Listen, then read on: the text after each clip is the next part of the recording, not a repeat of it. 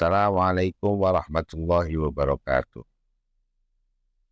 Setelah kita membahas tentang kesunahan-kesunahan, kita lanjut kepada hal-hal yang dimakruhkan ketika berpuasa. Makruh bagi orang yang berpuasa itu ada 6 perkara. Yang saya ketahui itu ada 6 perkara. Di antaranya yang pertama adalah suntik. Suntik itu ya memasukkan jarum ke dalam bokong, itu namanya suntik. Suntik itu hukumnya makruh. Dalam keadaan puasa, suntik itu makruh. Nomor 2 adalah bekam. Bekam itu juga makruh. Yang ketiga adalah berkumur. Berkumur terlalu sangat di dalam berkumur, itu hukumnya juga makruh.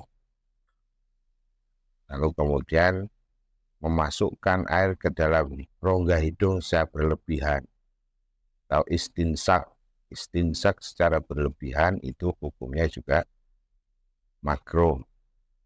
Yang kelima adalah mandi yang berlebihan. Biasanya ini kalau puasanya itu sangat panas, itu biasanya sering mandi. Sering mandi itu juga hukumnya makruh. Yang terakhir adalah merasakan makanan di ujung lidah, itu hukumnya makruh, atau mencicipi makanan. Ini biasanya ibu-ibu mencicipi makanan dengan menjilat dari tangannya di ujung lidahnya, kemudian diludahkan, itu hukumnya makruh. Hendaknya makruhnya puasa ini dihindari agar supaya puasa kita menjadi puasa yang sempurna. Lain halnya dengan makruh adalah hal-hal yang menghilangkan pahalanya puasa. Nah, puasa itu yang tahu hanyalah orang yang berpuasa dan Allah Subhanahu wa Ta'ala. Kita dengan dengan melakukan 5 hal ini, orang yang berpuasa itu dikhawatirkan hilanglah pahalanya puasa. Di antaranya orangnya itu sah tapi pahalanya tidak ada. Di antaranya nomor 1 adalah berdusta atau berbohong, tidak jujur dalam berkata-kata, tidak jujur dalam berperilaku, itu tidak jujur, maka hilang pahalanya puasa. Yang kedua adalah ghibah. Ghibah itu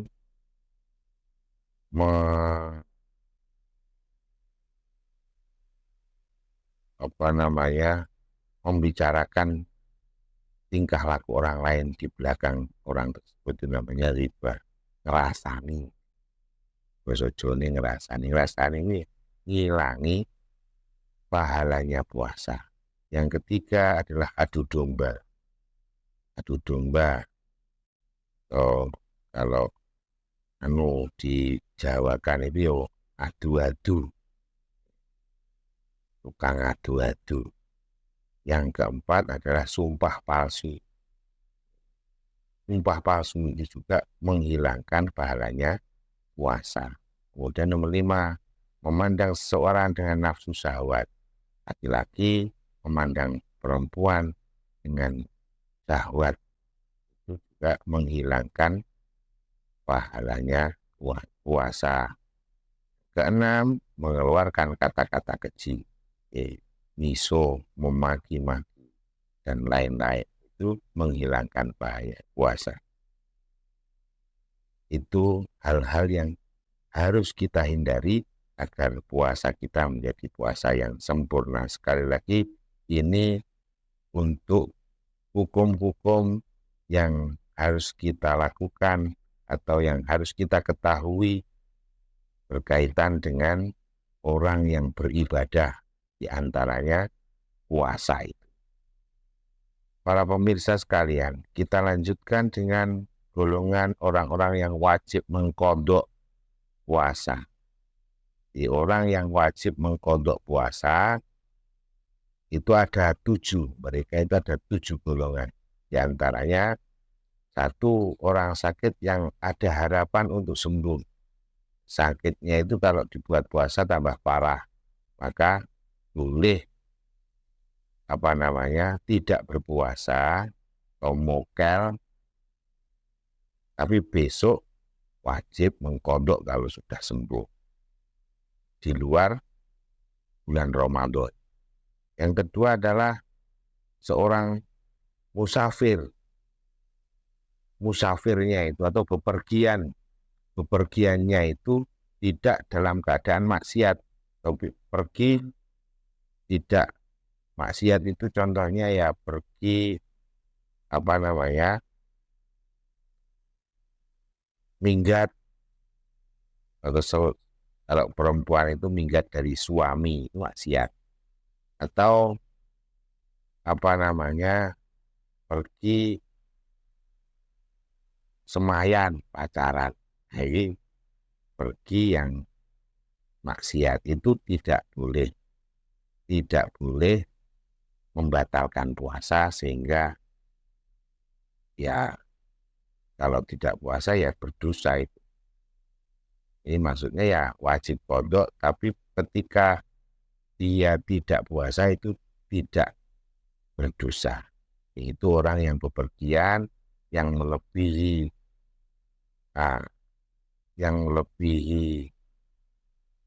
jamak dan qashar sholat pergiannya itu, dan tidak dalam keadaan pergi maksiat.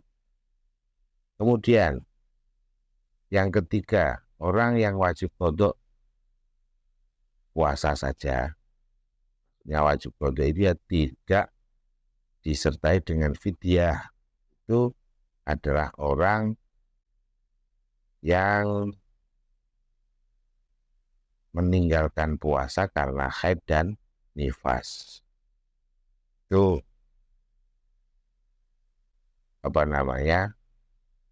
boleh tidak puasa, tapi ini wajib imsak, wajib ngekel, atau kalau tidak kuat ya makannya harus dengan diam-diam, jangan ngedeng. Kemudian yang keempat adalah orang yang meninggalkan niat puasa, lupa malam tadi tidak niat puasa, kemudian terlanjur tidur, kemudian sudah masuk waktu fajar, ya, masuknya fajar shodiq, baru ingat kalau belum niat, maka orang itu ya tidak sah puasanya. Itu maka dia wajib mengqadha setelah nanti selesai Ramadan. Yang kelima adalah orang yang sengaja melakukan perkara-perkara yang membatalkan puasa. Contohnya umpamanya mandi kemudian mau kemasukan air telinganya atau apa ya. Kalau perempuan itu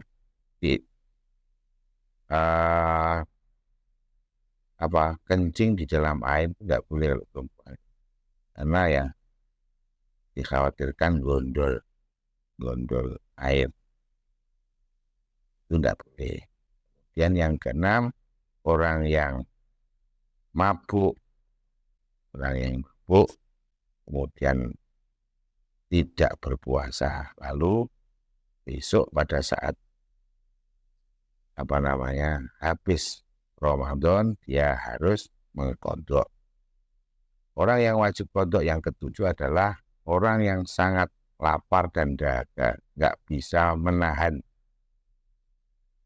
Contohnya biasanya tukang becak atau apa. Itu dia kalau sangat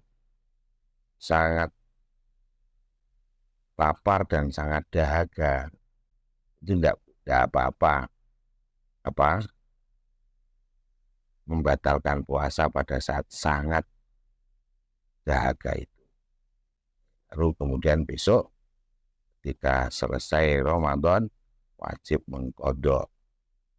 Ada lagi tidak hanya mengkodok, orang yang mengkodok dan juga membayar fidyah.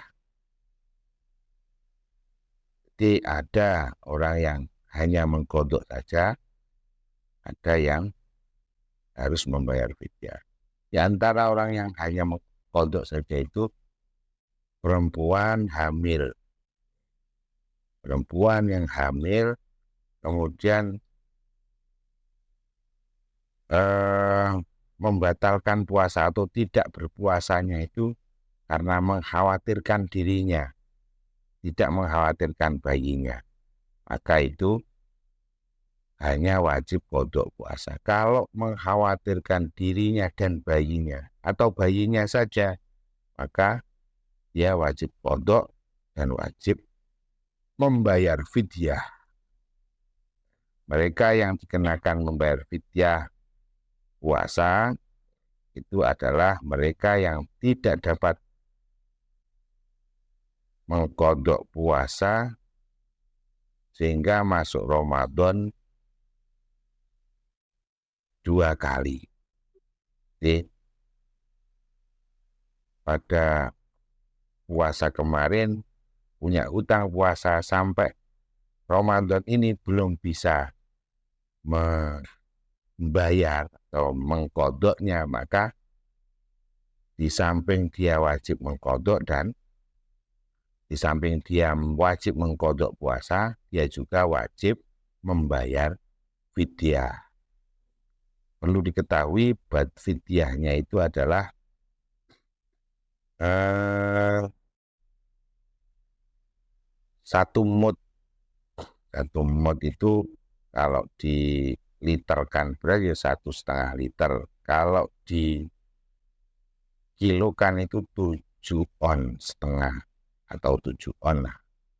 Kira-kira segitu itu. Kalau diuangkan, kemarin kami juga menghitung itu kalau harga beras itu 15.000, maka wajib membayar 10.500. Itu fidyah yang harus dikeluarkan oleh orang yang belum mengqadha puasa yang kemarin sampai lewat puasa sekarang. Kalau tidak diqadha sehingga melampaui 2 tahun, maka dikenakan 3 liter.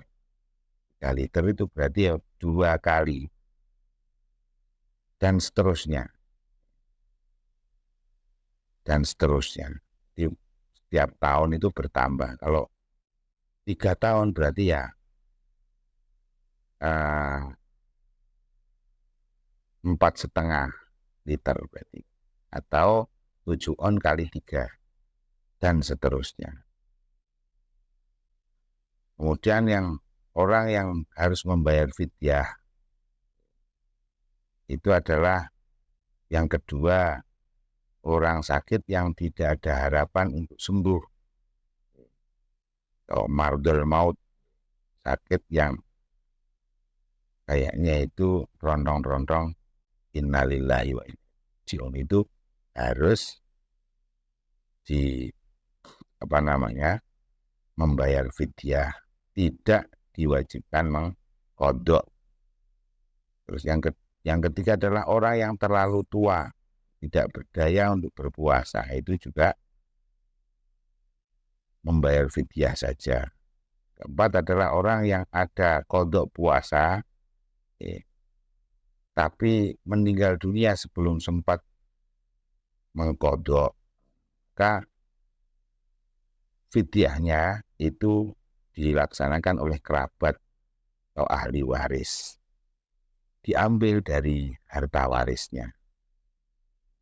Dan yang kelima, perempuan yang mengandung, yang saya katakan tadi, yang mengandung, yang menyusui anaknya, perlu mengqadha puasa dan membayar fidyah, yaitu 1,5 liter beras atau 7 on beras bagi setiap hari yang ditinggalkan. Sekiranya ia meninggalkan puasa karena kebimbangan anaknya atau mengkhawatirkan anaknya. Tapi sekali lagi, kalau dia mengkhawatirkan dirinya sendiri, maka hanya wajib mengqadha puasa. Kira-kira itu untuk wajibnya qadha dan wajibnya membayar fidyah bagi orang-orang yang meninggalkan puasa dan orang-orang yang tidak mampu untuk melaksanakan puasa. Para pemirsa sekalian, untuk itu dalam berpuasa kali ini itu masih banyak sekali yang harus kita bahas mengenai fikih puasa ini. Di antaranya adalah kafarat orang yang bersetubuh di bulan Ramadan. Orang yang bersetubuh di siangnya bulan Ramadan. Iya, harus kita bahas. Tapi karena waktu jua yang membatasi, sehingga mungkin lain kali kita bahas. Untuk itu semoga sedikit yang saya sampaikan ini tadi benar-benar menambah pengetahuan kita tentang apa manfaat dan fadilah sehingga berpuasa, sehingga kita puasanya menjadi puasa yang sempurna, ibadah kita setiap saat diterima oleh Allah Subhanahu wa Ta'ala. Selamat menjalankan berbuka puasa. Semoga amal ibadah kita sekali lagi diterima oleh Allah Subhanahu wa Ta'ala. Akhiran, wallahul muwaffiq ila aqwamit thoriq. Assalamualaikum warahmatullahi wabarakatuh.